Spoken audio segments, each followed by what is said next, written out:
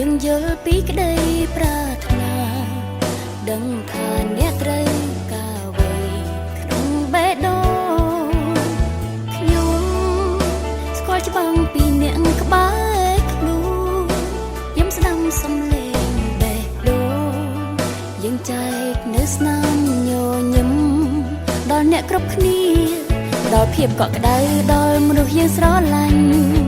មិនបាច់រងចាំអ្វីមានគ្រប់យ៉ាងយើងផ្ដើមញញឹមនឹងអ្វីមិនដែលធ្លាប់មានភាពក្រំក្រៀមនឹងប្រែស្របបំប្រងបេះដូងយើងស្គាល់គ្នាគ្រប់ពេលពួកយើងផ្ដើមតាក់ទងបេះដូងរីករាយយើងផ្ដើមញញឹមសោកបានខ្លាចជាការប៉ិនអ្នកឈប់ខ្វល់ចិនមានខ្ញុំក្បែរកាយចែករំលែកបង្កើតនៅរាល់ភាពសប្បាយរីករាយរួមគ្នាខ្ញុំគឺ S3 ខ្ញុំនឹងចាំដល់អ្នកគេងលក់ខ្ញុំកុំដល់អ្នកថតរូបបង្កើតអនុស្សាវរីយ៍ទុកក្នុងដួងចិត្តរកភាពកក់ក្ដៅដល់មនុស្សយើងស្រឡាញ់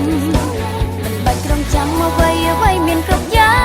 ងយើងផ្ដើមញញឹមនឹងអ្វីមិនដែលធ្លាប់មានភាពក្រំក្រៀមនឹងប្រែស្របបំប្រងបេះដូងយើងស្គាល់គ្នាគ្រប់ពេលពួកយើងផ្ដើមតាក់ទងបេះដូងរីករាយយើងផ្ដើមញញឹមសោកបានខ្លាចជាការប៉ិនអ្នកឈប់ខ្វល់ចិនមានខ្ញុំក្បែរកាយ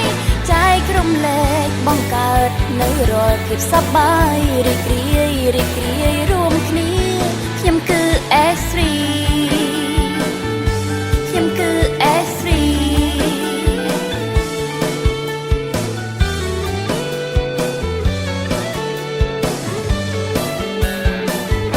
ខ្ញុំគឺ S3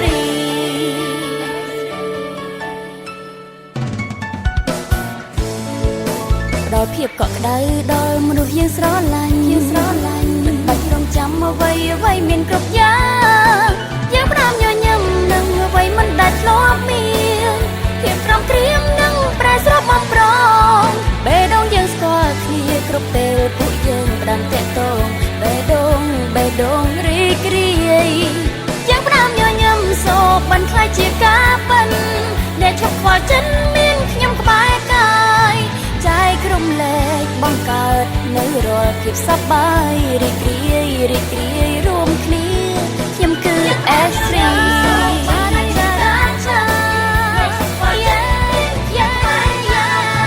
ចែករំលែកបង្កើតនៅរាល់ភាពសប្បាយ